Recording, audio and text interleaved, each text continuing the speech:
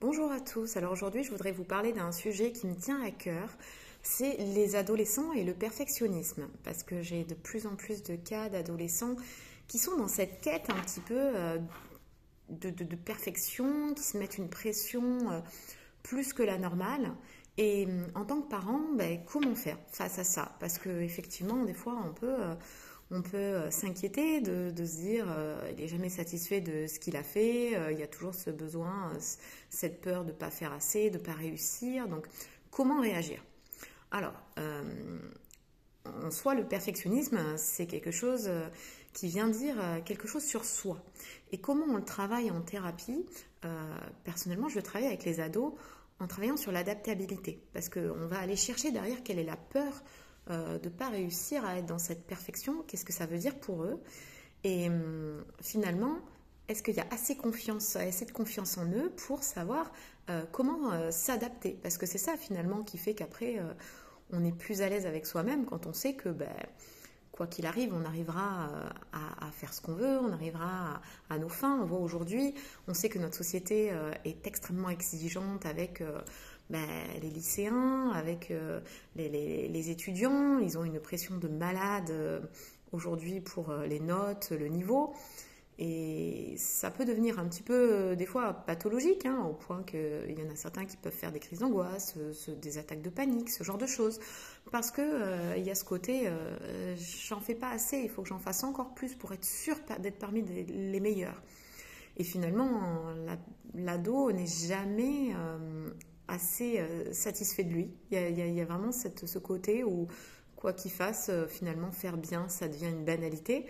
Et faire mieux, ça devient même pas une satisfaction puisque on pense déjà au prochain examen, au prochain... Et comment faire face à ça?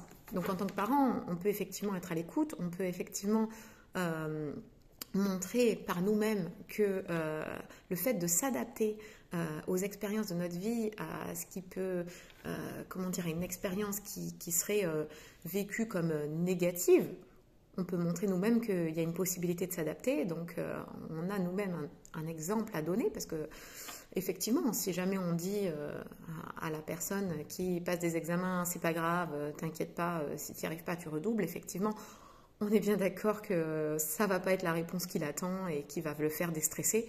Donc, je pense que ça, c'est des choses qui marchent pas parce que toutes ces peurs, elles sont tellement fortes que c'est beaucoup plus fort. Et il va falloir travailler sur la confiance en soi. Et souvent, ce que je voudrais vraiment insister, c'est que l'ado, il a peur que si jamais il lâche ce perfectionnisme, en fait, il arrive tout en bas, à l'extrême. C'est-à-dire, je m'en foutisme et alors, là, j'arrive, je descends peut-être à 4-5 de moyenne. Enfin, vous voyez vraiment l'extrême opposé. Et sur ça, il faut vraiment, vraiment le rassurer que si jamais il lâche un petit peu de cette pression, il ne va pas tomber dans l'extrême opposé. Vous voyez? Et ça, c'est intéressant de discuter avec lui, de dire, ok, si jamais finalement tu lâches un petit peu de tes exigences, qu'est-ce qui se passe pour toi? Qu'est-ce qui se passe pour toi? Est-ce que tu aurais peur que finalement, tout ce rythme que tu t'es mis, toute cette pression, il n'y en ait plus du tout? Parce que ça, c'est une peur. Donc voilà, c'est un sujet un petit peu...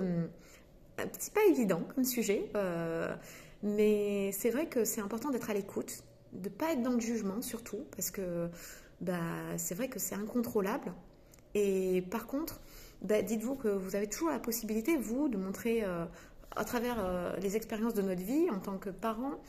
On peut montrer, en fait, que parfois les choses ne se passent pas comme on l'avait prévu, que parfois nous aussi, on a des choses qui pourraient être vécues comme des échecs, mais que non, nous, on va les vivre comme des expériences où on rebondit.